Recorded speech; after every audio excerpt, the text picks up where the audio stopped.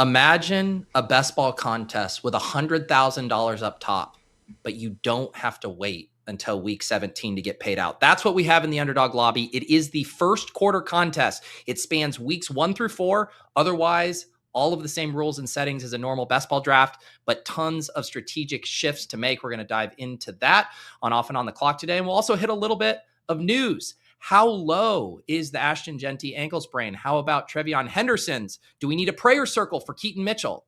All that today and more.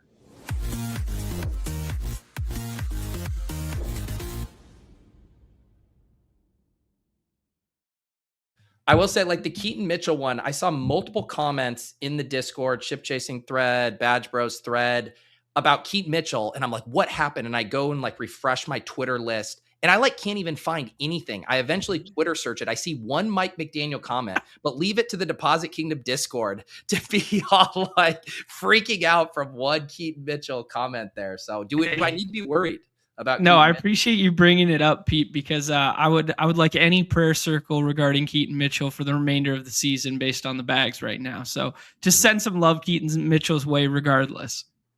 What are you at? Is he one of your most drafted? He was up there. He's up there. I don't know why, but you strike me as a Kamani Vidal guy.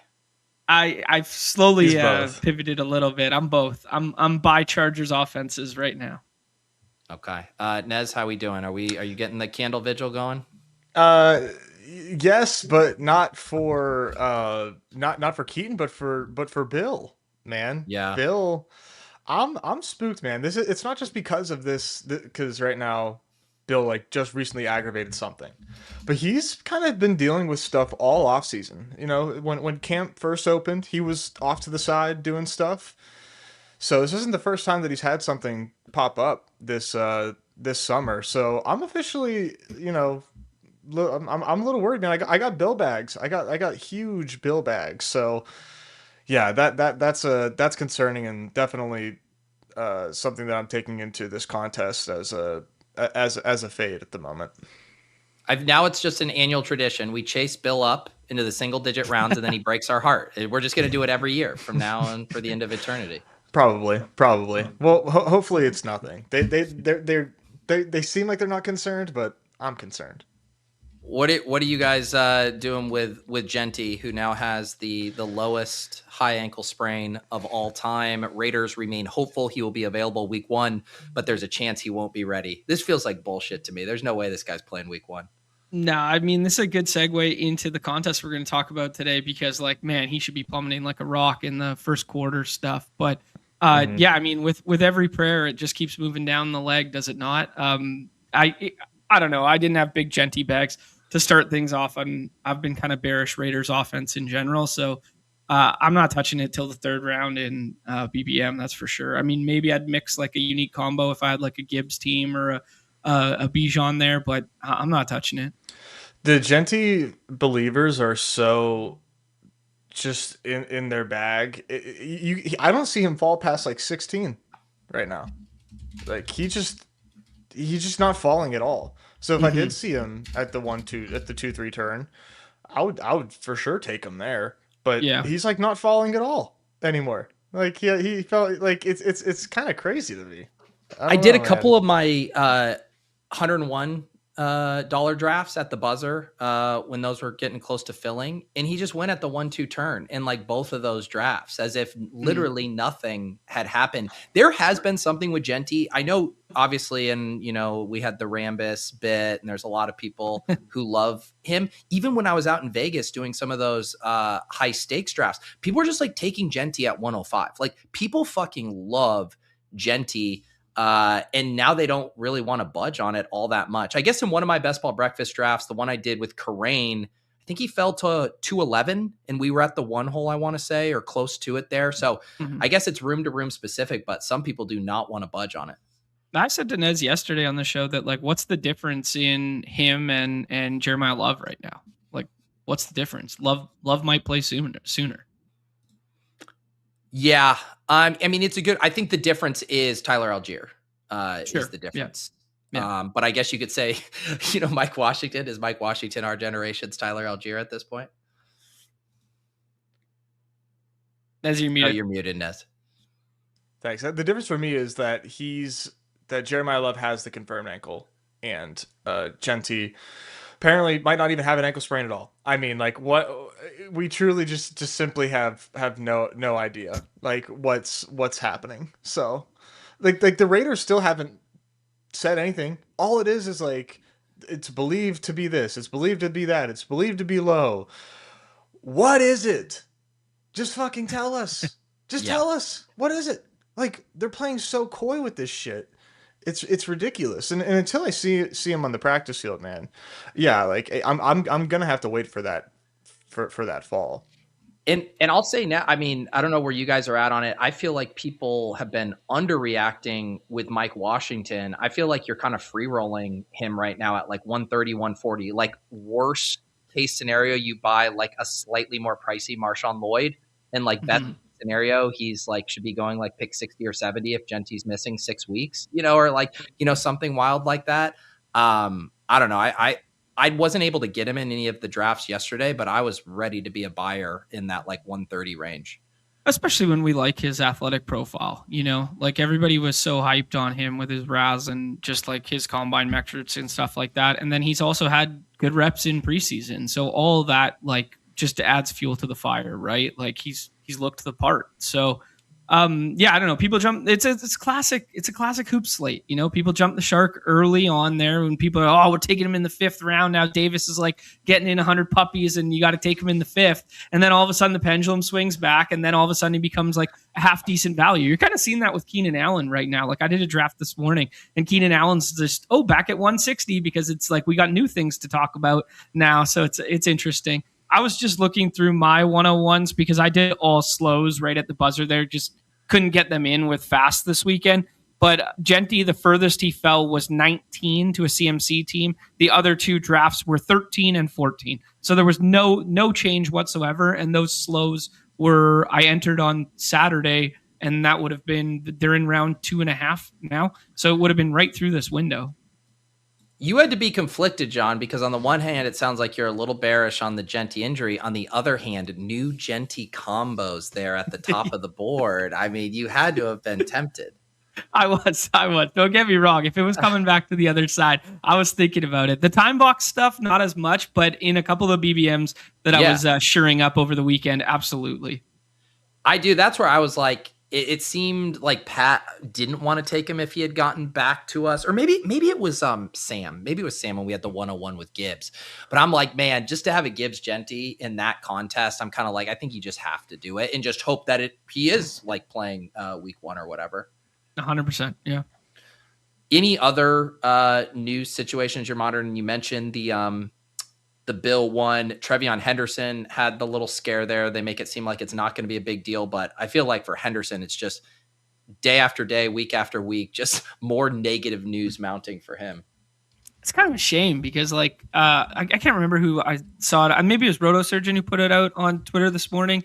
Just that, like, you forget he had 1,100 yards and 10 touchdowns, like 1,100 scrimmage yards. It was like 900 and 100, but like he was second amongst all rookies last year in yards from scrimmage and touchdown scoring. Like he was like a couple hundred yards behind Genty last year, which is pretty crazy because he only had the backfield to himself for like a 3-week stretch there. So I understand like the hype that like BBG and stuff like that we're getting excited about, but yeah, everything is telling us a different story. Every report is telling us a different story there. Mm-hmm. Yeah. What are you doing with him, Nez? Yeah, I've taken him a couple times, but I don't want to have him like in too many more of my teams moving forward with this injury, kind of setting him back, potentially missing week 1. I think that would obviously be pretty bad for him to not be available for the start of the season, when I think he just needs all the opportunities in the world to kind of show that like, hey, I'm somebody that needs to be out on the field. And I need my touches, because I mean, all the reports right now are just that like, man, I haven't heard a single positive thing about Trevion yet. So I'm like super like it's not, he's not a bad pick. I just don't like taking him.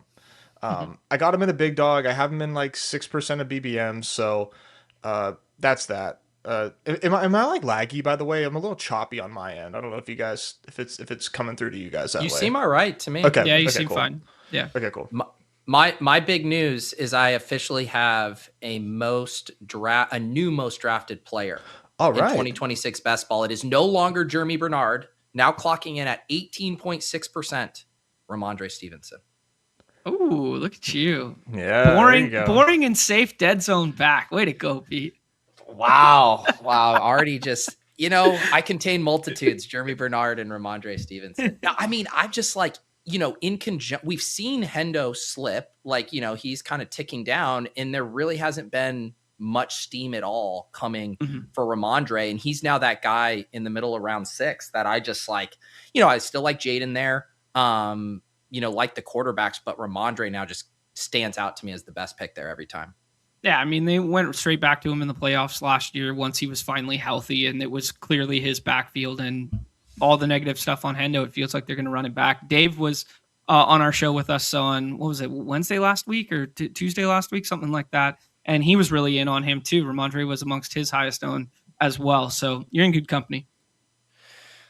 All right, you guys want to talk some first quarter stuff? Because I think a lot of these injury situations do really kind of dovetail with this contest here. I'll get it pulled up on screen, but mention it a little bit in the cold open, but let people know about this contest. We didn't have this one last year, did we? We did. Yeah. We did? Okay. I don't think it was this big, but we did. And I was pretty excited about it. And I made it to the finals. I didn't like, I think it just min cash, but it was a lot of fun to draft. And I still think that there's a good amount of edge this year as there was last year as well.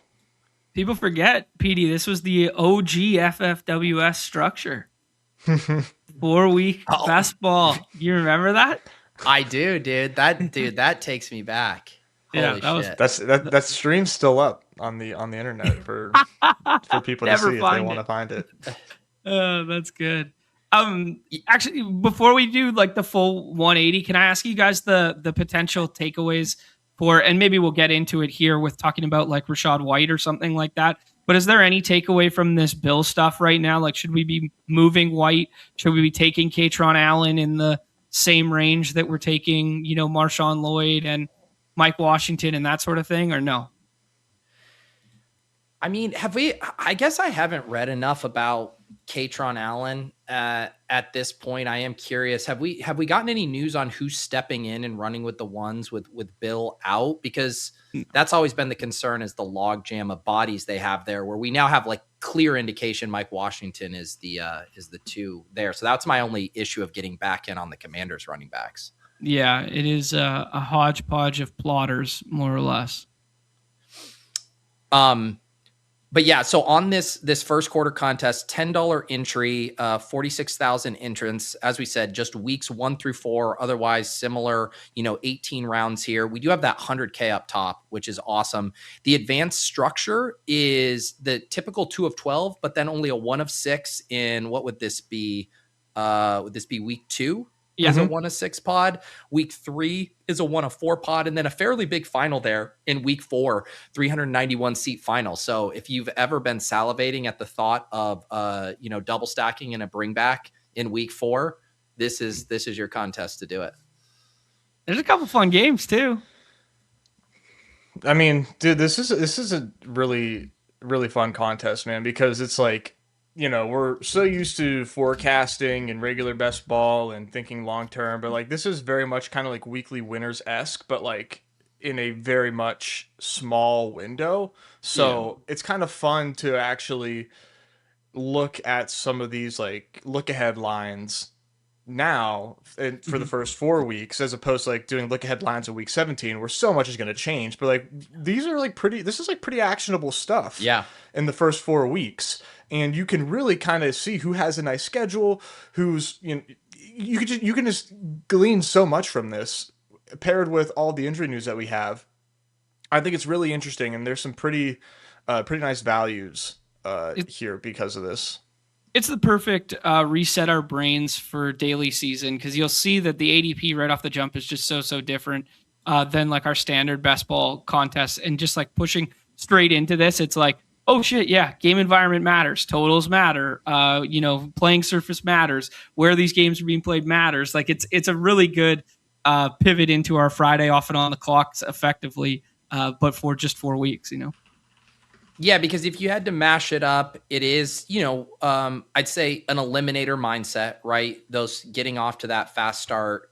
You need the highly projectable plays those first couple of weeks, but then you mix in the element of week 4, you still have to approach as a pretty large final there where those team stacks and game stacking will probably really come into play. So it's a fun hybrid of that. Before we get into some of the specific schedule stuff, I did just ask my friend Claude here for what some of the biggest differences were. Jordan Tyson basically free 205.7 compared to his 93.9. Kamara, Lemon. Some of these do strike me as a buying opportunity. Like Lemon was back at practice there. So if you're getting a discount on him due to injury, that's pretty interesting. Obviously there should probably be a rookie discount a smidge on some of these guys, but the Lemon one's probably a little too much right now. Yeah, Lemon one seems a little stark. I'd agree with that. Also, the Alec Pierce timeline looks a little bit better as of yesterday, so that's kind of fun. But yeah, most of these are appropriate, I would say. Yeah, I guess Burden could be another one. You could maybe roll the dice on there. If he's going 61.5, that looks like one I might be interested in buying in this contest. Yeah, because he's got win a slate upside on a given day, and they have some half decent games, to be honest. They got Carolina, they got Minnesota, and they got I think the Eagles and the Jets. I think those were the 4 if memory serves. So yeah, it's a pretty good buying opportunity. The Monangai one should be where Alvin Kamara is, in my opinion. Yeah, he's a landmine. He needs to be super nuked. He's legit pop candidate. Yeah. If you end up on pup here, you are absolutely toast. I guess it is an interesting one. How you think through a Neighbors, a Kittle, guys that it sounds like are going to avoid pup, but that's still also a pretty disastrous 0 to take if they do end up on pup at the last second, which I think is still live for some of those guys. Yeah, nice to see that both of them shed the red jersey the other day, though. They're both cleared for contact now.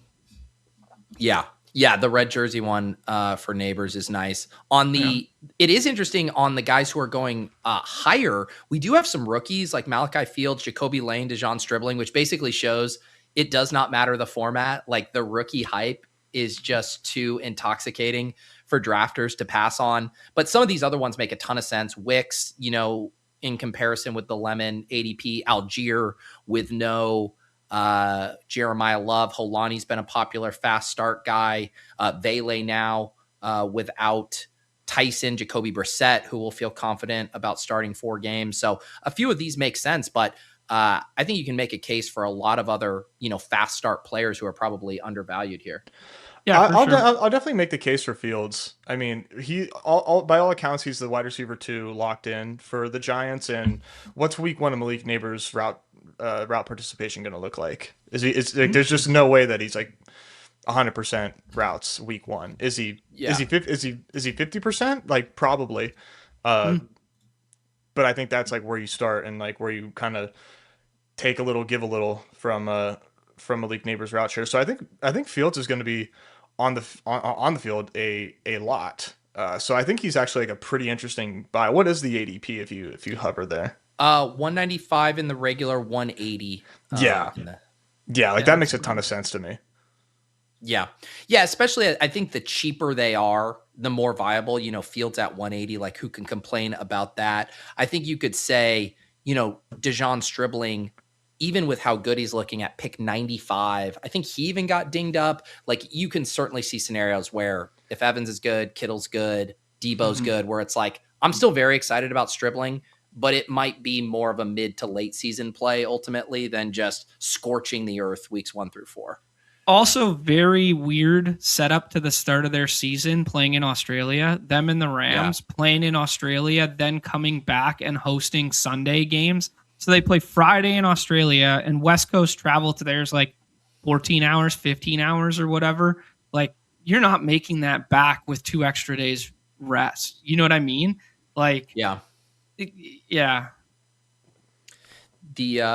Brady says, "Who has the easiest schedule for the first 4 games?" Well, boy, do we have Yeah, the we'll get graphic there. for you. Do you want to get there now, John? Or are there any other specific ADPs you'd like to discuss here? The one I wanted to discuss was Tyler Algier. Obviously, Benson getting waived. We'll see what happens there if he ends up on another roster or finds his way to a practice squad or something like that.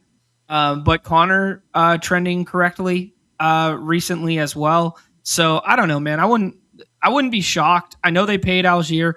They love James Conner in that room. They love him as a leader. They're outspoken about that sort of thing. I would not be shocked that even if Jeremiah Love wasn't there, or if he was like a 40% snap, healthy, inactive, like a healthy kind of semi-active for week 1, that's just a 3-way split on one of the worst offenses to start the season here. I don't know that I would be doing this steam up Algier as a 1-for-1 with Love, especially when, Connor could find his way to 10 touches in week 1 as well. Well, we'll also look at their team totals and their schedule here in a second as well. The amount of expected positive game scripts and touchdown opportunities for Algier off the rip is going to be a pretty sobering look. I mean, just other macro stuff, right? I mean, the whole like 0 RB thesis, guys without standalone value, those are really, really hard clicks. Like, we are all very excited about Marshawn Lloyd, but I mean, he's a pretty bad pick in this format. I think any of those guys that need true, a Brian Robinson, right? Like guys that have to have an injury to probably crack your lineup, you're probably swinging back to guys like Spears, to Sampson, to these guys that might actually have a little standalone juice if you're going kind of like late round running backs. Yeah. Two that didn't show up here that I'd just be curious on your guys' thoughts. Tyler Warren with the groin injury, and they've shut him down for a week. He gets the elite tight end treatment, and he's getting drafted in the same range as he goes in BBM. Any interest there? Any downgrading? Like, they might be really thin for pass catchers in these first 4 weeks here. He goes earlier in here than he does in BBM. Yeah. So that's I don't love that. Mm-hmm. I don't like just thinking it through, right? The whole reason we love the elite tight end in the bigger contests is what they can do from a pod separation standpoint, where they can really outscore the others. I mean, your pods in this one, it's 1 of 6 and 1 of 4. So you really are looking just at week 4 is being like, okay, can I get the nuke week here? So I guess you can get granular in that. But where my mind goes is this feels like a format where I like the idea of stacking up my tight ends with the quarterback as much as possible, even more so in a traditional format where you're really just trying to hit that hot offense. You're trying to like bank 1 or 2 really good games from that team over the first 4-week span, and hopefully kind of capturing that in that final pod as well. Good shouts. Another injured tight end, Laporta, he goes earlier in here than he does in BBM.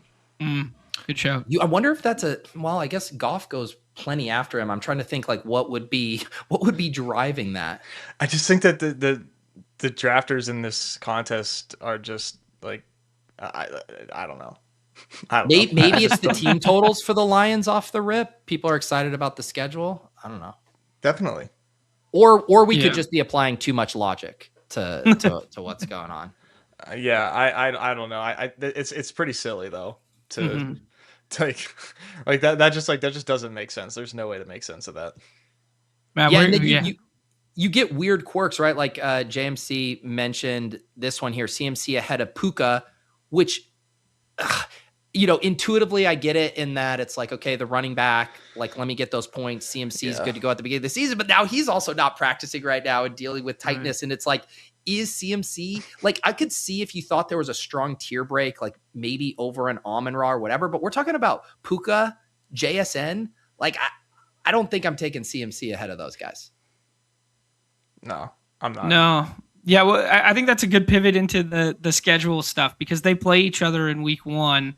And then we can look at like what the rest of Rams and Niners look like, because they're obviously going to have big, high implied team totals here. But that Niners week 4, which is our week 17 versus Denver, I don't know. Hey, I mean, dude, 24.5 implied team total is still not bad. Oh, for sure. Yeah. Yeah, so we have Nez whip this up for us. If you guys are audio listeners right now, we have the implied team totals here and then kind of sorted by the highest average. So you can see Baltimore here at the top, averaging 27.2, and they have that big week 4 team total there against Tennessee, implied to score 28. Cincinnati and Chicago, the other big ones there. Obviously, the best teams projecting for the most points in week 4, but Nez, anything that jumped out to you when you were putting this together? Yeah, so I think just to kind of tie it to bring Malachi Fields back into this, if you just scroll down just slightly, the Giants are 16th, which you may think is like, so what? But in terms of average, but that's over Jacksonville, over the Commanders, and over the Wow. Patriots in average team total. And their team total of 26.5 is one of the highest in week 4, going up against the Cardinals, who that is a trend. Anybody that plays the Cardinals is expected to go berserk.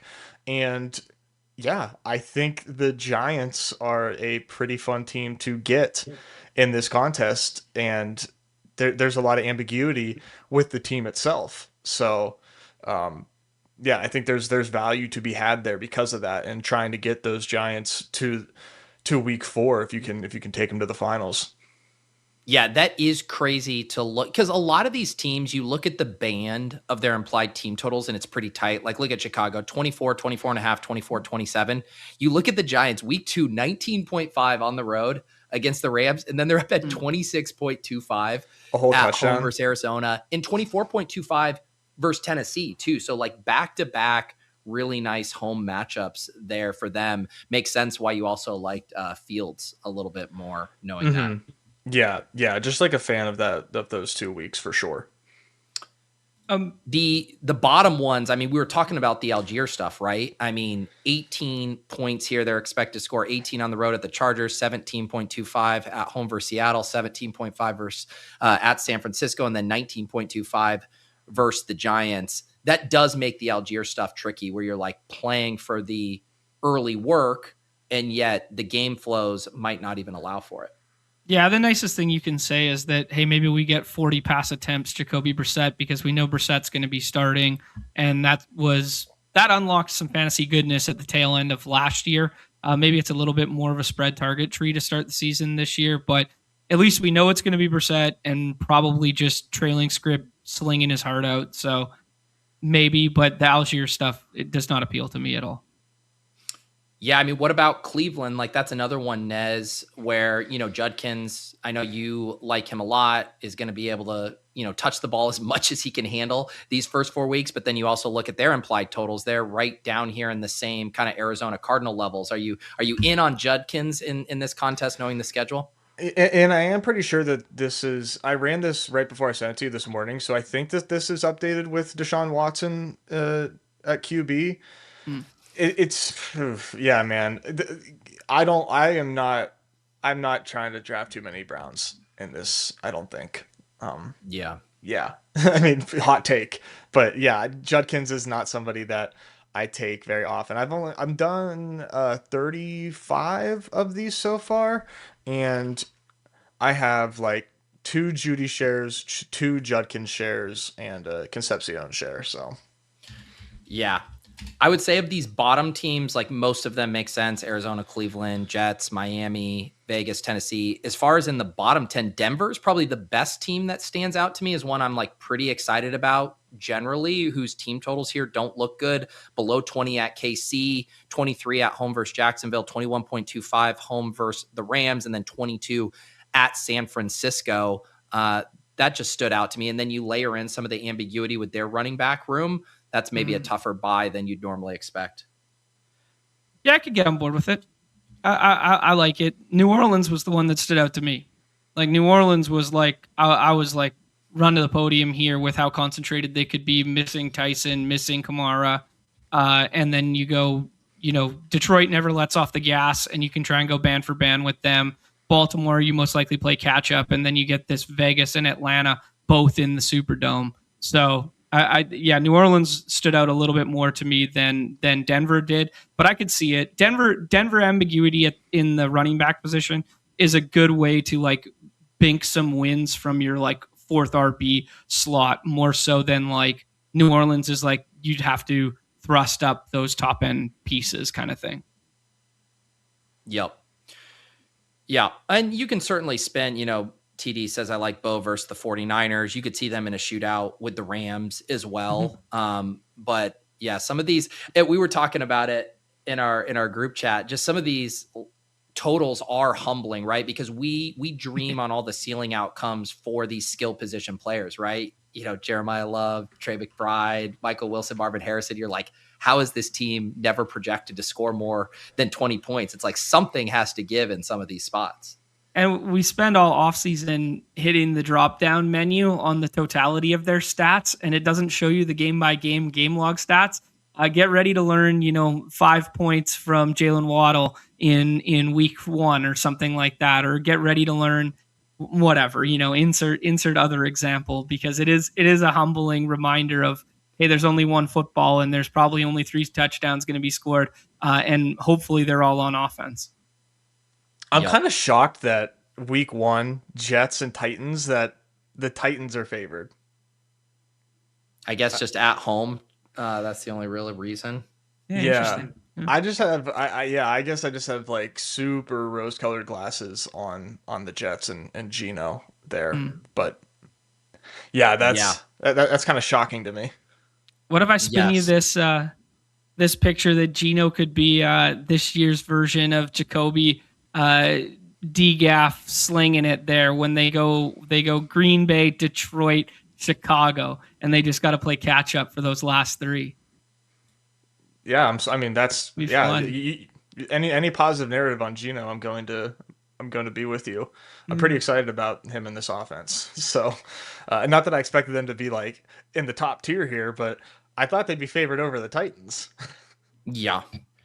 Yep. The other thing you don't have to worry about, obviously, with this one, and it's baked into the totals, but like the weather stuff, right? Like you don't, even in the outdoor places, late September, early October, you're not having to worry about, blizzards in the same way we just want to be like dome maxing in the week 17 contests. Okay, Cardi. Save that for week 18. That's right. Let's see. Cardi should update his language from dome boner to dome maxing. I think it's time. Get hip with the kids. Can I just put 3 games on people's radars?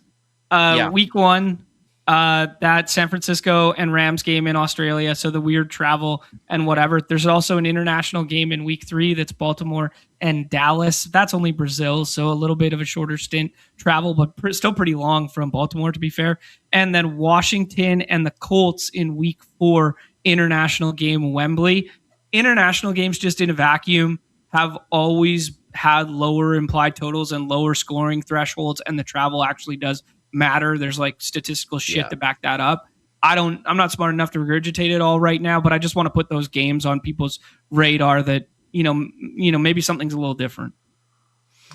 Yeah, no, that's a good call. I mean, what was the last game to pop off? Was it that Packers Eagles game in Brazil? That game went a little wild. But I feel like in general, those international games are just almost universally duds.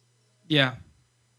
And that one, to be fair, was that the Friday night, like week 1. So maybe Rams and Niners is less to be scared about week 1 because they get there early, they get situated, they get acclimatized, and then they play. It'd more be like the week 2 angle of it. But yeah. There's also is it surprising to you guys that Baltimore is like the top offense here? Like I would have assumed Detroit, San Francisco, Rams, Buffalo, Cincinnati, Dallas. Like they lose some weapons. They're, kind of banged up. They have this rookie crop coming in, but they're willing to play slow, in some of these spots. I'm kind of surprised that they are sitting here at the top. Which team was that again? The Ravens. Yeah. I think it's schedule based. I think it's, New Orleans and Tennessee. Yeah. And 3, like good weather early in the season there, a couple dome games or 3 dome games rather. So yeah. Yeah. I like them. I get it. I've a ton of Derrick Henry, believe it or not. I mean, Henry seems like you want to look at ADP stuff here. I mean, Derrick Henry is going 13.9. So he is going ahead of Walker here, which I don't believe is the case in BBM. But I mean, like you look at this schedule, like can't you make the case that Derrick Henry should be going where Christian McCaffrey is? I have him Absolutely. ranked over Christian McCaffrey. I have him ranked 6th. Yeah. Love it. He's a smash every single week. Look at this. Like, what are we doing? What other share the rankings, Alpha Nez? What are the other big rankings moves you've made, and then we'll get into draft here.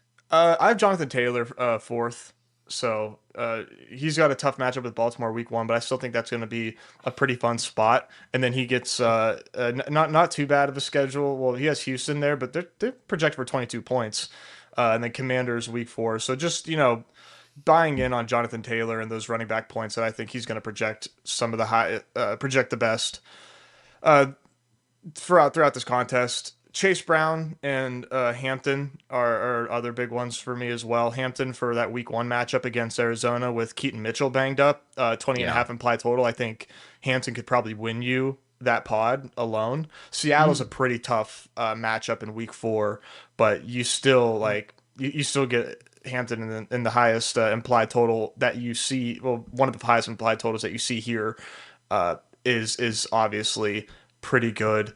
I have also a ton of Debo.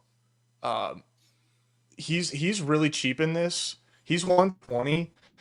I think that's really cheap for Stribling, a rookie starting out. We don't know what his role is going to be. Kittle's coming off the Achilles. Christian McCaffrey's got tightness, but he's back. And then Evans just got dinged up again. So I think Debo's a very, very good pick right now with this schedule that he has. So I've done 35 drafts. He's on 30 of those teams. Wow. Are these fast onlys or you been in slows? I think they're fast only. I've only been doing fast, so. Okay. Look at you, man. You're getting No, they do have souls. Okay. Well, it's 4 hours tomorrow, so. Yeah, good luck with that. I'm just emerging from slow draft hell. I don't think I'll be entering it here again. John, any other takes on the schedule or things you'd be thinking about here? No, I think we pretty much covered it. I just kind of ask you guys, I've been thinking through this dynamic of, is week 4 all that matters, or should we be balancing the schedule in equal threshold, 2 out of 12, 1 out of 6, 1 out of 4, 391. So if you had to weight each week, are they weighted equal, or are you weighting more to that week 4 window? I'd probably say, wouldn't you go, if you were to rank these weeks, would you go week 4, week 1, week 3, week 2? 4, week Yes. 1. Yeah, I think I agree with that. 391 final, and then you head to the 2 of 12, which I guess is 1 of 6, same as pod 2, and then, or maybe you would go, did I say week 2? So week 4, week 1, week 2, week 3, right? Because week 3 is the easiest. I have to flip 2 and 3. Mm-hmm. Yeah, I agree. Yeah. Because again, we talk about what is the most projectable thing. It is week 1. As far as the most information we have. There could be spots where some of these injured guys maybe come back week 2 or week 3. The groin injury lingers. That's the other thing too with the groin guys, right? Even if they are playing, they could be limited the first 2 weeks, and to have them limited 2 of the most important 3 weeks in the contest, that doesn't seem great. Right. Yeah. All right, you guys want to draft, see how this works here? Oh, come on, guys. Not like this. Not like this. No, it's just not like this. 1 underflow, 2 underflows. Yeah, you guys have fun competing against each other. Let us get Derrick Henry here while I try to work on this. I can do the Karain deposit trick that I learned, or I can try on mobile here in a second. That'll always get your location right. Somebody in Chad's chat today, because Shady was telling somebody that if you do hit the deposit button, it'll clear up, and it's like, see, even Shady deposits sometimes. That's funny. Okay, I did get in on mobile, so let's head over here now. And There we go. did Solver roll out anything for that? It would be nice to have the schedule if they had that. Do they have that? No. Mm-mm. Do they? I was thinking, They might do the correlation buttons though.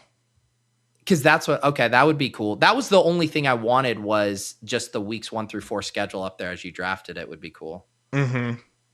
Our guy Spike made his own HUD and shared it with Yeah.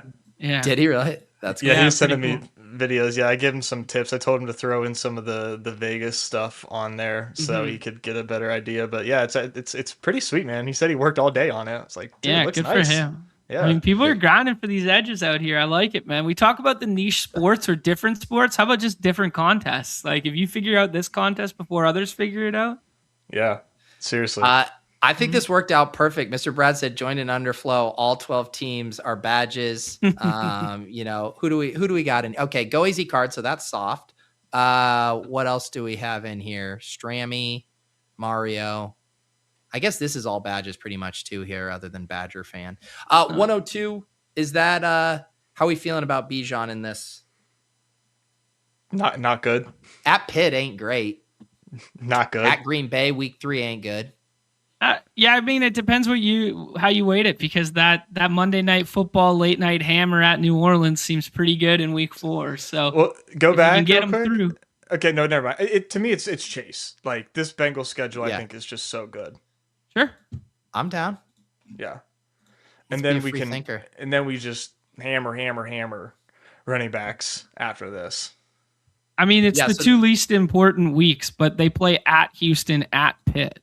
Like, It's Jamar Chase, Yeah. man. That's Who's tough. who's holding him down? JPJ? He hasn't even signed his extension. He might not even be there. 27.5 at home versus Tampa. That'll be a shootout. And then home versus Jacksonville, another shootout potential. Yeah, even on the road at Pitt, 24.5 compared to Atlanta. That it's a full 5-point less implied team total for Atlanta on the road at Pitt compared to Cincy. Yeah, you kind of get the best of both worlds with Cincinnati. Hot start. Oh, Sick Go final. AZ Cards. Where do you get your ideas? the big, Big dog. dog. at 3. baby. Yeah. Let's go. Yep. Chad saying revenge narrative, too. That's that Titans in week 4, too. I never even thought of that. Has he ever played against the Titans? Probably not. Yeah. I now see Sentex and Eggers, 2 non-YouTube members, complaining about ads on the channel. I don't make content for you guys for free. You can become a YouTube member, and maybe I'll start to hear your whining. Other than that, I'll give you the banner. You'll get an ad and a banner telling you to suck at Eggers. Wouldn't that be nice if YouTube could be, if you could do no ads for YouTube members? Yes. Wouldn't I that would. be just so I nice? would click that button in a second. Yeah, seriously. That'd be so great. Yeah. Take some of my money away, but it would definitely get people to join. Then it's the best of both worlds. Spam them with ads, get them to buy the membership. I mean, Or That's how so about this? How about this for Jeremy, where no one sees ads but Eggers, and it's just 2-hour stream of straight ads, and Just- he has to watch them for everybody. nothing but Blue Chew ads for Eggers.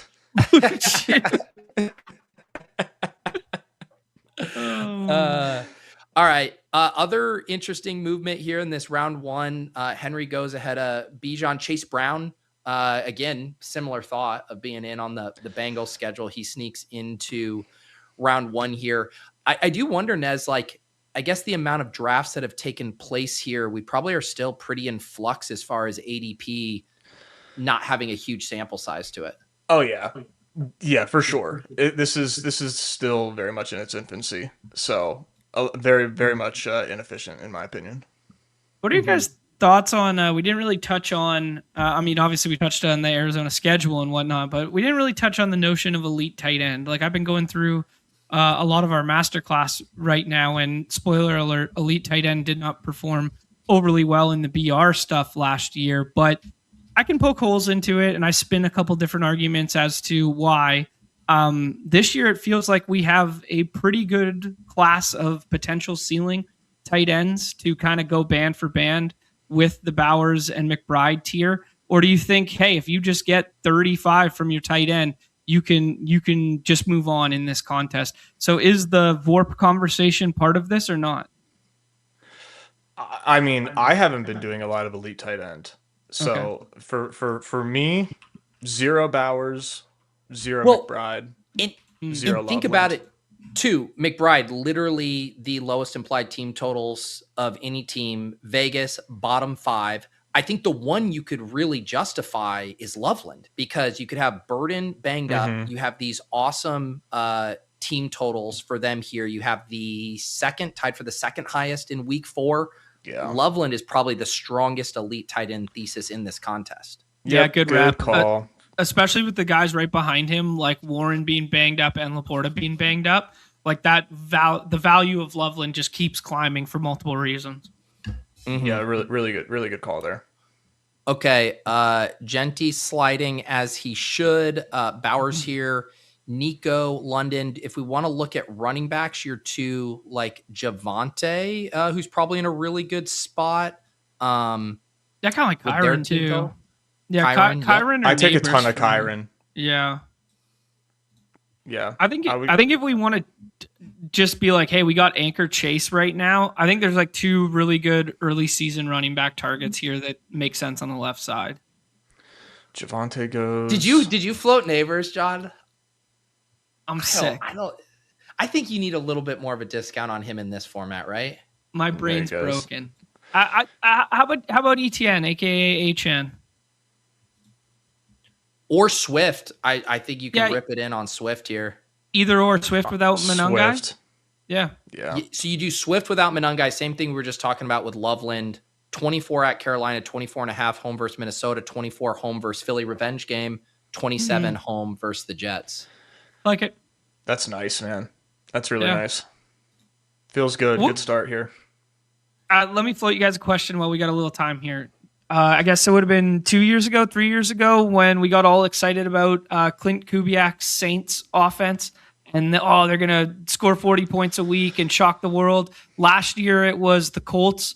And it was like, holy shit, where did this Colts offense come from? Danny Dimes won somewhat a BR slate. I believe it was week 1. It might have been week 2. Week 1. Who could be that shock the world offense right now that throw the implied team totals out the window, that we're just like, this is the scroll that wins us week 1? I mean, do you just go back to Clint Kubiak? Okay. And Kurt Daddy? say, yeah, dude. Yeah, Okay. and just say their schedule isn't that bad, and they'll just be in these negative game scripts and chucking. They play Miami week 1. That seems fun. Yeah. Or, let's, save some bullets, man, because if we get Mendoza week 1, he's going to get that Danny Dimes week 1 treatment where he's got like you could bake in some rushing upside for him, like toward the goal line. Genty's banged up. I don't know. The one team that I think is kind of worthy of it, that's to me interesting, is the Panthers. Okay. Dude, their schedule's not bad. So Chicago's supposed to have a terrible defense. They get Chicago week 1. Then they go to Atlanta. Then they go at Cleveland, who Browns is the Browns. And then they face the Lions. The Lions have a terrible defense. It's a pretty fun schedule there for Carolina. Man, anyone Yeah. playing the Lions, like someone said it in the chat earlier, it was probably Jury just spreading Lions propaganda our way. But like the anyone who plays the Lions, because they also don't take their foot off the gas, is also just like so bullish. You get the dome, plus they don't take their foot off the gas narrative. Also, I just want to say this contest being free from the tyranny of bye week bros. I mean, what an amazing feeling to be able to draft a team and not have to worry about that. I might put out an overlay that just removes the bye weeks. I don't even want to see them. Yeah. But make the overlay actually look like a little red, like kind of highlighter, like going about. I don't want to just not disappear. black. It's just scribbled. Yeah. Super Galbrain hedge against the entirety of your portfolio and unique combo in this contest, stacking all week 11 together on one team. Might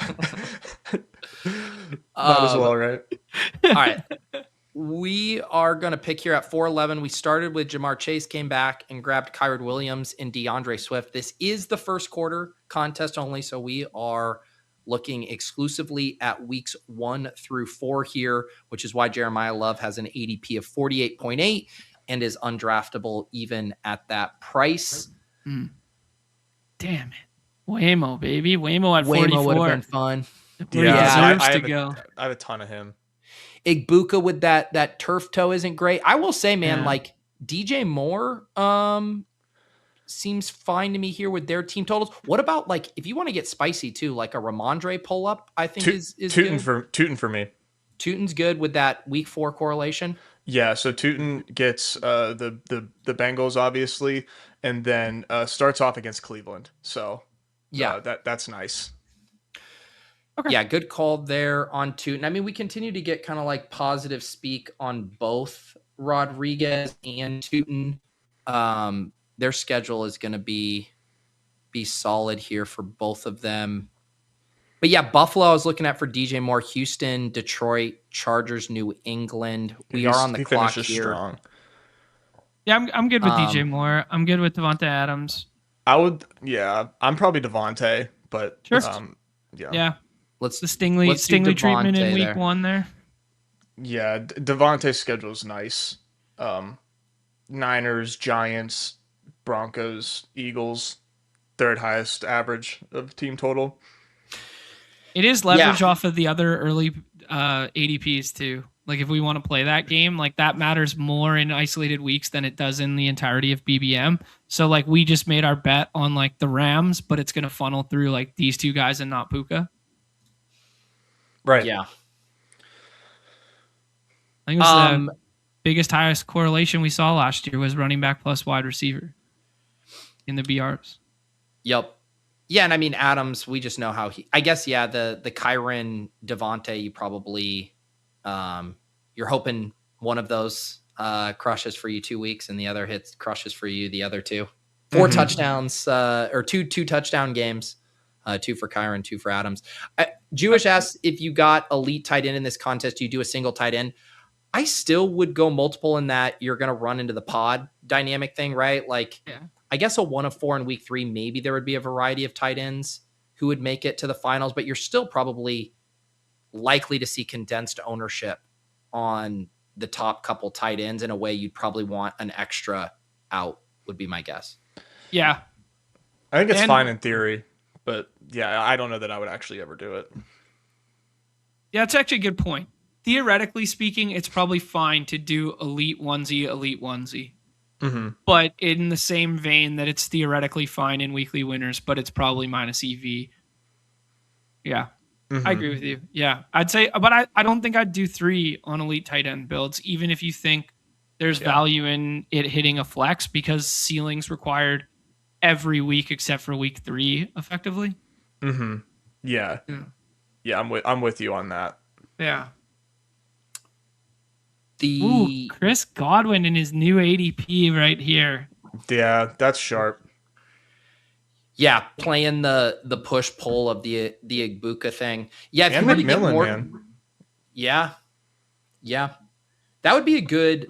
Like Nez, when you were putting together your ranks, I feel like just going through the full set of injuries and just like pushing up, the guy's oppo would probably be a good way to start a ranking set. Yeah, 100%. That's Godwin's really high in my stuff. It's kind of I want to talk about 2 players that I'm just looking at that's just kind of weird. I guess 3. The Rashee Rice one is very strange because like we know he's going to be playing and he goes at like the 2-3 turn every damn time. Like we have collectively not really been Rice guys, but him going to 40 when we know he's playing and is going to be healthy to start the season feels a little weird. London falling like way further feels a little weird. And then Price just being like, can we get what CEH did in his rookie season with that first 2 touchdown game when he has the backfield all into himself? Hopefully, and they're resting him. They're bullish on him. They're resting him. Yeah. Yeah, I mean, and they get Arizona week 2, 27.25. Washington's defense will be fine. Chargers. I mean, yeah, the team totals there indicate they're going to have a ton of success. All right, we are about to pick here. Wow, love here is, ooh, man. Let's see. No, nobody wants to Re- catch the I falling think knife. Rico is a really strong pick, probably. As far as just like what you're expecting touch wise. I like But Jaden QJ as Reed. well, Okay. or QJ. Reed. Yeah. Let's start QJ here with the Chargers. They do have that nice schedule, 28.5 to open versus Arizona. A little tougher week 4 at Seattle. Do you guys like the spikier profiles in this format? Like Reed and Metcalf and QJ, they're like the ceiling shooters, or is that Fugazi? No, that's what I like. Yeah. Yeah, Reed was a good shout. I was just curious. The pocket here, Caleb goes. I kind of like the idea of sitting one more round for quarterback, but we could also pull up someone like you can just take Daniels here after Dak and Caleb have gone. Close your eyes and take Daniels, and he scores 25 points for you. Who cares about the stacking dynamic? Play naked BR quarterback. Yeah, I think we can do it. His schedule isn't awesome, I would say. They're down here 19th at Philly. At Dallas should be a shootout. Home versus Seattle's not great. Then home versus Indy is fine. Decent leverage there if you can get them through. Probably going to be hard-ish to get Commanders in there, but if you do, yeah, you're loving that matchup, I think. Mm-hmm. Yeah. The nice thing you could say is everyone that they play is like supposed to be good offenses. So hopefully we get some back and forth where offense supersedes defense. Mm-hmm. Yeah. But yeah, international game week 4 as well isn't great. Yeah, why is love here? This is the first quarter. But even then, like, so he goes 77. I do think there's a price for all of these guys. I still find that like probably a smidge high. Like I think Rico's going to outscore Jeremiah Love first 4 weeks. He has so many things going against him. So he's got the high ankle. He has Tyler Algier, and they have dog shit team totals. So like all of those things combined, I think makes Jeremiah Love a pick like where he goes. You know, I mean, the projection I think might shock some people week 1 when they open that stuff up. I don't want to. Oh, go ahead. I was just gonna say I don't want to give it away like what we're gonna do next, but like there's 2, maybe 3 guys right now on the green button that I'm like, why the hell are they down here? Yeah. I think so. Our team so far now we had Chase up top, then we go Kyron Swift, Tootin, come back, grab Adams, QJ at 71, Jaden Daniels here. And then you see like Brooks, Love, Henderson come off the board. Yeah, I think you take Rico ahead of those guys in this format. I agree. Yeah, Henderson might not play week 1. Yeah. And I do think there's a price on all of these guys where it gets intriguing. Like, you know, what if the Love timeline does accelerate? We still have a long way to go until week 1. You know, we can see turnaround stuff, especially for these guys who are as physically gifted as Jeremiah Love. On the other hand, it becomes an opportunity cost thing. Like once you're looking at Blake Corum and a banged up Bill and a timeshare Harvey, that's where it's like, okay, the risk reward on a guy like Love is probably worth it at that point. But I think if you have like legit volume eaters, a guy like Rico who's going to project for 15 touches a game for 4 games in a row with goal line equity, it's probably just too fancy to pass on that. Mm-hmm. Yeah. Dobbins kind of that same vein there. He was one of the ones on my short list there. There's still 2 there. Yeah. You mentioned one of them. I actually think Harvey's a little bit safer than you alluded to. That's there, true. Pete. But he's got the floor with the receiving. Mm-hmm. And Coleman, as much as there's buzz building on him, is unlikely to be a factor early. I mean, chat talking about J.K. Dobbins, definitely a good pick. But we mentioned the schedule thing. Like their totals were lower than I anticipated. Like Dobbins on the road at KC week 1 doesn't sound that fun to me. No. Divisional game, 3-way backfield. But there's still one on the board that's like blowing my mind that I'm like, this is like a pound table podium right now. And it's going to be so disgusting. Wait. A pound the table, yet it's disgusting. That's your brand. Yeah. Who is it? It's Chuba. Yeah. Like, Chuba could get 20 carries in week 1, and he's just sitting here. I like Chuba. Carolina, home versus Chicago, at Atlanta. I'm good with that. Yeah, you could also stack up Rachaad White too if Bill isn't good. Looking at quarterback stuff, I mean, the Detroit team totals are very hard to ignore. Just what Goff could do. If you wanted another wide receiver, this is a pretty flat tier. Yeah, Addison's interesting. I was about to say Addison going right beside Stribling, like that's Miami week 14. Or week 4, rather. Week 4, yeah. 25.5 there. All right, we're on the clock. What do you guys think? I think Addison or a quarterback. Yeah, Addison probably. You want to push quarterback? I think so. So with Daniels, I think it just makes sense to just grab a spiky guy in Addison.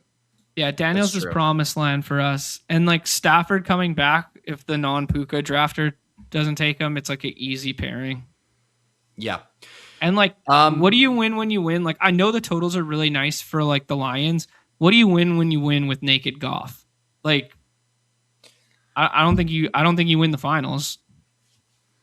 Yeah, the finals, it's an issue. I think it could definitely be a get you to the finals play for sure. Yeah. Yeah, that's fair. Yeah, chat talking about Chuba. Isn't he hurt right now? Everything says that he's on track for week 1, and that, as TD says here, if this was week 1, he would have been practicing. I think they're just playing it cautious with him here. Yeah, both him and Price seem like they're just like slow playing to not get them hurt or more hurt, and they'll be ready for week 1. Chuba was at the podium yesterday. If you're a subscriber to the Mike Nuggets there, Chuba at the podium was talking about it, and he was just like, "Man, shout out to Mike Nuggets. I've been loving those in my very highly curated fantasy football list where I just need the good stuff as I catch up on news. It's been a great addition." Yeah, shout out Dave. Nez, someone asked in the chat, you should tweet out the first quarter graphic you put together. I think some people would probably like that. If you're down to tweet that out, I'll share. Yeah, absolutely. Unless you're keeping all that alpha too. I am. You got to screenshot it on the computer and stitch it together. I'm keeping it for the OOTC, diehards, the guys that are here every single day, no matter what we draft. Leave it for them. The real ones. Yes. Yeah. No, See, Robert, don't tweet it. Now, how about this? You got to start. You got to become a Badge Bros YouTube. Maybe that's where you post it, John or Net. Yeah, post it on the Badge Bros YouTube member YouTube post. There we go. How about I'm gonna cover up some of these teams. Mystery box. Yeah, make it a classic like bit thing on Twitter and like put like cover like 5 of the teams. Guess which totals these are. The if you guys want a Mike Washington price check in here, he goes 105. I think that's a very good pick. Yeah, I think that's totally fine in this format. Yep. There's ways it can go wrong, but but also you could get an RB1. So I would say here, I'm definitely very interested in Kyler on an Addison team. When we were talking about who could be like this year's Colts year, where there's like the Danny Dimes, the offense feels completely different. I mean, Minnesota strikes me as someone who could do that for sure. Yeah, really good shout there, Pete, and really fun schedule too. Like, they're divisional games, but like Green Bay, Chicago before the field gets bad, Tampa, who's always been a pass funnel, and then Miami in the finals. Like, whoo. Here's the other one. We should talk about that. And I'm just trying to like, how anchored am I to just seeing his ADP here, but likely with a perhaps banged up Neighbors to start. You could also do Aaron Jones if you want to rip it in on the Vikings early. I think I'd go likely. Me too. Yeah. I'll capitulate there. Yeah. The other one there is if the timeline for Pierce is as bullish as they're kind of like slowly trending. I mean, maybe it's not the most exciting thing in the world, but he's a bring back off of the week 4 stuff. And he's like the prototypical game environment pusher, Mm-hmm. Yeah. I like the likely one. I mean, Nez flagged the Giants as having kind of a surprisingly good outlook from a team total standpoint. We still would ideally like to hit a spike at tight end. Neighbors most likely going to be limited. We shouted out Malachi Fields, but realistically, the offense could funnel through likely the passing game there those first few weeks. So as much as I've balked at his price in the season long contest, weeks 1 through 4 at pick 122 look pretty good here. Yep. Monangai goes 126. Man, like I think you got to take like C-Rod over Monangai, right? Yeah, absolutely. I think you could take C-Rod like way earlier than this. And that's a nice price at 127. Mm-hmm. Yeah, just based on that schedule, man. My fear with C-Rod is that he gets dusted by the end of the season by Tootin, and they're just like, all right, we can't. But like early on, I feel like C-Rod's going to get every chance he can. Yeah. What were you going to say, John? Let's do the classic off and on the clock pick 'em forecasting right here. Genty is out week 1, and we have the Las Vegas Raiders against the Miami Dolphins, or you have the Jacksonville Jaguars versus the Cleveland Browns. Whose pick 'em odds for a touchdown are higher, Washington or Chris Rodriguez? Probably Rodriguez. Yeah, just because of the split nature. Yeah. And I feel like they might. I guess it depends on how bad the Genty thing is if they were compelled to bring in someone. But I think the combination of the team total and I'm guessing the market will assume like C-Rod is the favorite for week 1 goal line touches, even over Tootin. I think so. I mean, what? You have a 23.5 point team total for Jacksonville. You'd have a 22. I wonder, Nez, do you think this implies Genty's playing or not when you pulled this? That's a good question. I don't know. I did refresh this morning, so I think it's in flux for sure. I would bet it's middled a little bit. Probably drops more than it rises. So I was trying to work through in my head some of the rookie wide receiver stuff here. I think at 143, when we talk about Baltimore's schedule, you layer in the Bateman risk. I think I'm open to Jacoby Lane here for sure. I'd take Keenan Allen. Well, Keenan can come back if you want to try to get both. Okay. Yeah, I'm good with Lane. I guess the thing, I just feel like even though I am still very into Keenan, it's more from like the floor he's giving you. Like, do you feel good about the early season spike? I mean, at this price, I'm completely good with it. The schedule's fine. You get week 1 correlation, Keenan and Jacoby Lane going back and forth. There you go. The other option would be to pull up Chig here for the tight end stack because he's probably not coming back to us. I'm good without Chig. With or without? Without. I kind of like it for the stack, man. That was my only thought. You guys like, go. It's our one shot. Yeah, this is where John just shuts down. He's just like, he just you guys got mogged. You got it. You know, it's 2v1. It's a fair play. Why don't you want the stack in this format? We need that week 17 or week 4 Jaden to Chig juice. Maybe it's just me being biased about Chig, but like I'm just looking at a wide receiver depth chart where you have a banged up tight end who's supposed to be the focal point. You might have a banged up wide receiver as well, and like Keenan Allen battling out with Ashton Doolin. Like, give me 70% of snaps of Keenan Allen for 4 weeks when we know he's healthy and his legs are decently fresh at the start of the season. Yeah, I can see it. I still think like the Keenan thought is like he's a really good bet to give you like 9 or 10 and probably a really poor bet to give you 15. Yep. I agreed with that assessment for sure. General Blue, where does Godwin go in these? Very high in this one. He went pick 60, and I don't think that's bad at all with the Igbukah stuff early on. No, not at all. Here's Trying the to- squad so far: 2-4-5-2. Chase up top. Kyron, DeAndre Swift, Tootin, 3 running backs in a row. Come back with 2 wide receivers, Devonta Adams and QJ. We grab our quarterback in the 7th, Jaden Daniels. John sprinted to the podium for Chuba Hubbard in the 8th. Grabbed back-to-back Vikings there at 9-10 with Addison and Kyler. Scooped up Isaiah Likely in a contest-specific move there in the 11th. Jaden Lane in those juicy team totals in the 12th. Chigakonkwo, the stack there in the 13th. We haven't talked about the Minnesota schedule a ton, but it's pretty nice. 24 points versus Green Bay, 21 at Chicago. That could be a shootout. 21.5 at Tampa could be a shootout. And then 25.5 week 4 at home versus Miami. So even their 2 lower totals, like at Chicago, at Tampa, those could be games where they are pressed to throw a ton. Yeah, they could be pushed, and we might have bad defenses on both sides, and they might both be pass funnels. So could be fun. And Soldier Field's okay as long as it's early in the season like that. Yeah. Brady says, is Holani draftable? I think he's still draftable in this format specifically. We're not going to have Charbs. The price stuff is still, I think, kind of a volatile situation, even though he's a very good pick. I think Holani's definitely draftable.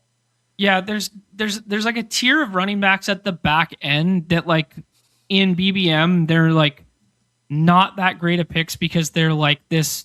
Will they have the backfield to themselves? Will they whatever? But in this format where it's like, hey, we just need like a usable score, a usable week. Like I'd put Holani in the same tier as like Justice Hill, like something like that. Kamani Vidal, where it's like these guys can play 30% of snaps and like not everybody spikes, right? Like your first round pick, like people forget that like in a weekly scoring format that like people don't spike for like the numbers that we're accustomed to. Like we want them to move us on, but like as much as chasing ceilings is important, you can also like you're gonna need like a guy who's playing versus a guy who's healthy and active, right? And at least Holani, we know he's gonna be in there for third down sets. He's gonna be in there for pass pro, and like the bull case is he gets 12 touches in week 1, right? Yeah. The chat's going wild. Kareem Hunt visited with the Lions today. Oof. Do not draft Isaiah Pacheco. That is your PSA. About to be on the clock here. Do you guys want to mess with any stacking with Hawkinson or Jawan Jennings or get more spicy than that? I'd lean to Hawk. Me too. Yeah. Yeah, get that tight end stacked up. Yep. Yeah, that feels good. Yeah, he slides to pick 167. We're at 5 wide receivers here. Running backs, you're in like the Tracy, no thanks, Spears, Jonah Coleman, Tank Bigsby, Pacheco, Sharps. This is not a spot you want to be looking at running backs. Wide receivers, Trey Harris is intriguing if you want to like phantom stack the Chargers. Flournoy with those team totals. What do you guys think?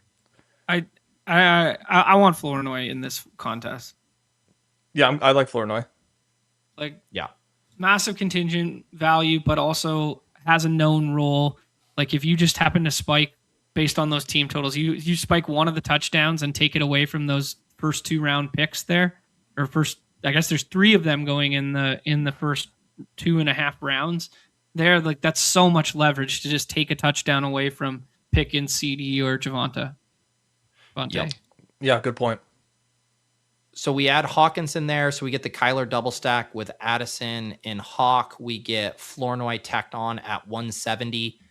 It's interesting too. You look at so many of these guys here and, guys we've been drafting in a lot of different formats that are just really unappealing here, whether because of team totals or because of injuries or because they're rookies like Omar Cooper, who is likely to do nothing at the beginning of the season. It's a little tricky here. I mean, this is the Cooper Cup ass contest. Mm-hmm. I'd say so. Yeah. Yeah. Yeah. He makes a ton of sense here. Unfortunately. Shout out to the chat. Loving the first quarter drafts here. If you guys are just tuning in, this is a contest that's just weeks 1 through 4.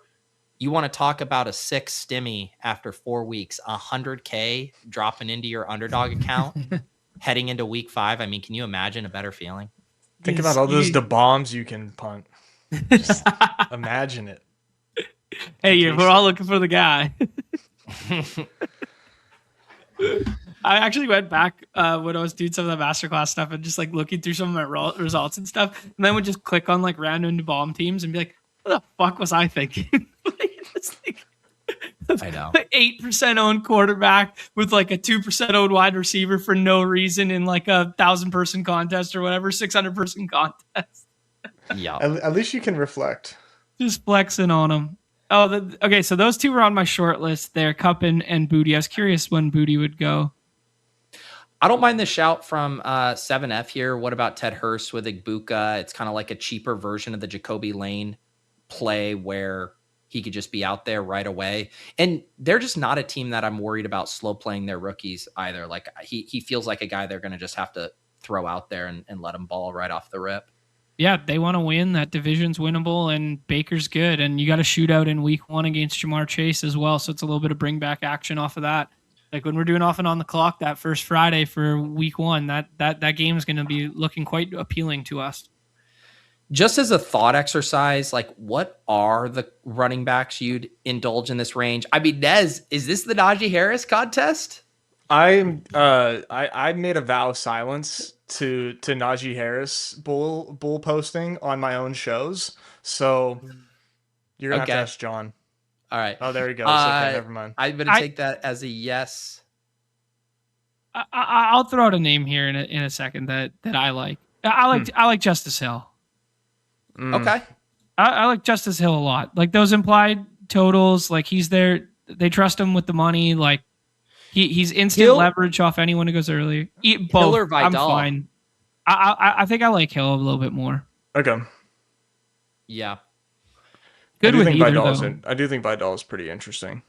They're both gonna have roles, right? Like, you know, like 4 points might matter in this contest, or like 6 points might matter in this contest. It's the difference between you advancing or not. Would you guys go 4 tight ends? If the right name was here, who jumps out to you? I think Darren Waller. I just saw something bearish on him that he might not even make the team. No way, really? Yeah. All right, then Vidal is cool. Wide receiver, you want to do Vidal and then look for a wide receiver in the last round? Sure. Yeah, I think Vidal is pretty interesting. Yeah. You guys like someone like Calvin Ridley feels like, you know, it's kind of been a bit of a meme all season long that, like, you know, he's just, if you use the ETR stuff, he's just staring you in the face from round 16 onward or whatever. But like, he feels better in this contest, does he not? Yeah. Yeah, I think that's objectively true. Yeah. I guess the age-old question, and it's similar with the Eliminator, right, is like, I think I understand the thesis behind Hill and Vidal. The question is, should you be in a spot where you have to take running backs this late in this contest? Or do you want to just generally try to avoid that? Right. Yeah, definitely. But like, you know, you just, depending on how some of these games go with how high these totals are, you could get blowouts and, you know, just trying to capture some upside a little bit. If we do want to look for some week 4 is all that matters plays opposite our stack. So Washington with Jaden and Chig, they play Indiana week 4 here. And then Minnesota plays Miami. Like a little Chris Bell action is kind of spicy there. Mm-hmm. Yeah. I mean, he might, it sounds like he's going to be good to go week 1, which is really, really interesting. He's going to play this weekend. That's awesome. Yeah. You could also, I think, because we've been kind of going in on Baltimore, I think you could just say nothing ever happens. Just take Rashad Bateman as well and play a couple of spikes between Lane and Bateman those first 4 weeks. Yeah, I kind of like that idea. Yeah. Who do you streamer thing where you give away all the good picks before we, yeah. If you guys were building week 1 projections right now, just knowing what we know about Miami, who would you project to be the target leader in week 1? Take HN out. Honestly, probably still Dulcich. Yeah. Okay. Or were you asking for yeah? No, it doesn't matter. Just who would lead the any pass catcher in Here, how about this? I would say that I would the field over Dulcich if you gave me the field, but if you made me bet on one, I would bet Dulcich. Okay. If that makes Yeah. sense. For That's for, fair. for non-Achan targets? Yeah, I think Dulcich. I think we might get shocked and be like a Jalen you know who's a good Tolbert or pick something. here? I think Tyquan Thornton's a good pick, just with kind of all the injury, musical chairs with the Chiefs. And I just think he's going to play like a shit ton those first few weeks. We're all excited about Cyrus Allen, but that still is You only need one target. Play. Yeah, you only target. need one target to matter. Yeah. James Conner's a good pick too. I mean, honestly, the team totals are bad, but Calvin Ridley's probably in the mix here. He's gonna run the most routes here, like for sure. Calvin Ridley should not be going later. I would say Bateman or Chris Bell.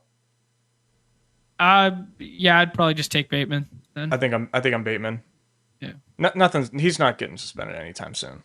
No. And Chris Bell's like just big time fancy zero, even though it's a bring back. Like he might be a stud, but it might just be fancy zero. Mm-hmm.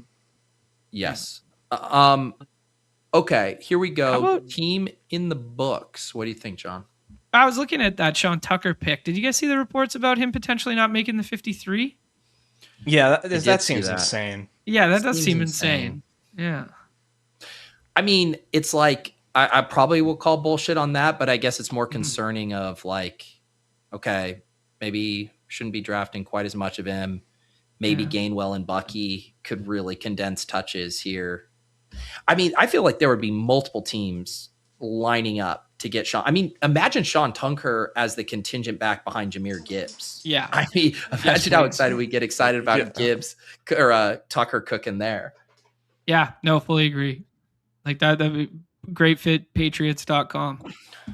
Shout out Charlie Kolar going Mr. Irrelevant in this draft. It does not matter the format. Charlie Kolar is always in play. Here's the team first quarter. This contest is I had a ton of fun drafting that. I'm going to have to get in some more of these. Jaden Daniels and Kyler Murray. So we go with two quarterbacks there. Kyron, Swift, Tootin, Chuba, Justice Hill, Kamani Vidal at running back. Jamar Chase, Devontae Adams, QJ, Jordan Addison, Jacoby Lane, Ryan Flournoy, Rashad Bateman, and then three tight ends, Likely, Chig, Hawkinson. I guess I don't have a ton of teams to compare it to, but I like how this one shook out. Yeah, dude, these are fun. Like, I think this is just kind of I hope that we get some people in here that wouldn't normally play it, because I mean, I know we got a lot of best ball drafts to do before week one, but like, telling you, man, this is a pretty sweet contest, and I think we kind of helped uncover some good strategy here. So this seems really good. Nezzy, how quickly could you pull up the final from the first quarter that you made last year? Or any of them? I want to know if I'm crazy or not. Let me see. Let me also I'm pretty sure I made the final. Let me also make sure. Well, it doesn't matter. I'm more concerned about week one, to be fair. Trying. Sorry, I've got. What's your thesis that you're cooking here, John? My results don't load at all. My thesis is that like 6 points in your lineup matters, because people forget how fucking hard it is to score fantasy points on a week-to-week basis on a half PPR site. Like when you look at this lineup, like we're going to score 7 touchdowns, and they're probably going to be consolidated to like 4 guys. And then like something needs to hit our flex that is the differentiator about pushing our roster over the cut line that somebody else doesn't have. Mm-hmm. I have it here. Do you want to share a screen? Yeah. And oh my god, sorry, I did. It just went away, but it'll take me 2 seconds to bring back up. I love the reps in the chat. As soon as am I crazy? And then it's like, don't need a finals team to know that one. Or yeah, I can tell you the answer is yes already. You are crazy. This is John's going to be laying awake in bed tonight, just stewing over that Chigakonkwo over Keenan Allen pick, just trying to be like, no, Keenan Allen was the right pick.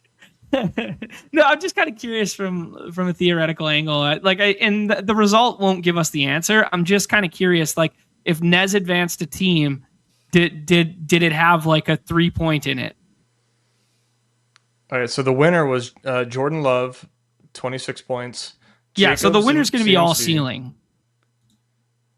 QJ, Dubs, Adunze with 14.9, Pickens with 29.4, and then Hunter Henry put up 11. Is there any way for us to see week over week scoring? Like you can see like your week one advance from this? He should be able to. Yeah. You want to see week 1? Yeah, because I want to see like to get out of your pod and get paid as you get out of your pod, like what your score was, what score was required for you. Okay, looks like I did 50 of these. Just pick any advancer. Yeah, sure. This is gonna be my best one, I think. Is that my best one? Yeah. Apparently 151 was my best score week 1. Okay. So 24 from Caleb, 28 from Henry, 16.4 from Hubbard. I didn't even get a JT score here. Right. Wow. That was the that's dimes the week, reminder, right? Where you had man. the two. Yeah. That's the thesis reminder. Okay. Hollywood, nice week 1 there. Okay. Keenan, Evergreen, Pittman, Zay, and then 9 points from Trey McGronk. Okay, interesting. Okay, let's go to go to your second place because that's a cash line team. Yeah, that advanced. So Caleb, CMC, Kyron, Connor, 12, 13 points. 13 points from Jacoby here. Nothing from AJ Brown. Nothing from Ray McLeod, if you can believe that. And then 10 points from Jonnu Smith. Yeah, so it seems like mean projection from tight end being like the lowest score of the bunch to get you over the hump, which in a vacuum would make 4 tight end bad. Because my theory might be wrong that you do need like at least 12 to 13 points. Yeah, it's probably wrong, but like, would you rather have a 4th tight end or Ray McLeod? Right. Yeah. I mean, that's a me problem, of course, but I'm just saying like some of these wide receiver 8s and 9s are like I'm so much. Hey, there's your Roman 4 Wilson. point scoring. Stock at Eggers. At It's the bottom. week 1 in this format really is kind of a mind fuck, right? Where it really is just, it's kind of like the weekly winners thing, right? When we tab through and it's like there were the 3 guys that scored 30 points, like at the running back position. Like week 1 in this contest really is about finding like the 2 or 3 guys that go crazy. Like Nez talked about Omarion Hampton being a guy who could just single-handedly advance you out of that week 1 pod. Just finding a nuke or 2 in here. Man, that Chuba 15 points in at pick 90 is going to hit like crack in this tournament. Isn't it? Oh, buddy. Absolutely. Carolina versus John just wanted to Bears. run back last year. Chuba and Keenan Allen, week 1. Both of them yeah. look solid. This is Yeah. hilarious. But I had 60% Jonathan Taylor in this, Christian Kirk. And these are dusty, man. And I was out here saying this contest is easy, and I had dusty ass exposures. Hey, I mean, that you're running back the thesis this year with JT, but that's Derrick Henry in this contest. So, yeah, isolate the guy that you think could go Burr and have the schedule. And Colts overachieved. They over-indexed for the first 8 weeks of last year, whatever, before I guess it wasn't even 8 weeks, but before Danny Dimes got hurt there, like they were like 6th or 7th best offense. Yeah, Go Easy Cards mentions last year 2 of 5 advanced. This year is just 1 of 6 to get to the final. 100K in prizes last year. Yeah, now we get 100K 100K first. first. That's Yeah. crazy. The appetite was there, man. For sure. Yep. So plenty of time to draft this one. It's at 32%. Man, my only regret is I wish that this one had fallen more in the slow draft window, so I could get in some slows here because I don't know how many fasts I'm going to be able to get in. Yeah, for sure. Sweet. What is your guys's? What's your schedule this week? Safe and E today. This is it for today. I don't have time for baseball. I got to go rip up fucking more baseboards, boys. Blue collar lad out here. But then we'll be back full the rest of the week here. Lots of football in there and a couple behind the paywall baseballs mixed in. And then I have promised the people multi-sport. So basketball and hockey are coming. I do promise, but I might just have to get this office moved and set up and it'll come next week. Beautiful. Is this, are you moving into a new place, John? Yeah, I've been back and forth between the two for the last week and a half here and officially out of here in 5 days. So yeah. I'm full court pressing. What's the new set gonna look like? That I was going to ask you about after we were off air here, Okay. just based on how your camera was arranged and stuff like that. But the stumps, I think the stumps are gone, and I got a bunch of memorabilia that I can put up behind. I got some really cool stuff, to be honest. So I'm letting the wife design it, but we'll see. Okay, sounds good. No strip Nez first quarter tonight. Sick. You guys are crazy, man. I've been hopping on too many people's channels at night. Like I think my wife's starting to get sick of the month of August. I got envy right now, Nez, because I've been asked a couple times and I'm just like haven't been able to do it yet. So soak it up while you can at this point in the calendar, and then make it back to her as soon as football starts. Do it with the best ball stuff here. This is great. Yeah, no, she likes it. She likes that I'm Yeah, busy. what did I see? Were you drafting a big gorilla with Jerry last night? Yeah, that was fun, man. That was a good team. Dude, Travis Hunter goes in the last round in those? Yeah. So what do you have, like Fuck around and 100% find out. exposure? Yeah. I know it's gonna be rough. It's gonna be a fun cut though. It'll be a really fun cut to make. Oh yeah. All right. As far as for me, the ADP chasing crew is doing their main event draft tonight. If you want to watch that, it's always very chaotic and fun. We'll have the Swolecast today at 3. Got to get some Jed York jokes off if you want to tune in for the overview. Best Ball Breakfast tomorrow. Really fun lineup. I'm going to do a solo draft, then Megan Schaub from the Fanspeak Network, then Goofy Chicken and JM to Win coming by. We always do return. One best ball draft before we get into DFS mode. So excited for that. And then Thursday, really excited about the randomizer. We're having Rome from the Flock League on. He's been on Survivor before, so we'll have a ton of fun with that. And then the Crack Rock main event draft on Thursday. Always a staple. Always a staple. Clearing the calendar. Yeah. Always got to see. We'll see if he gets the walrus going again.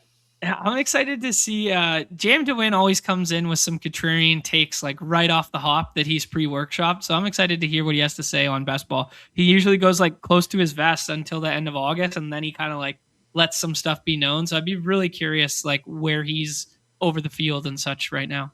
I have a feeling like I've done enough shows with Jam to Win. And again, I haven't seen any of his takes for this year. I feel like he's going to love Parker Washington. Like JM to Win is a big JM play. We'll see if I'm right on that.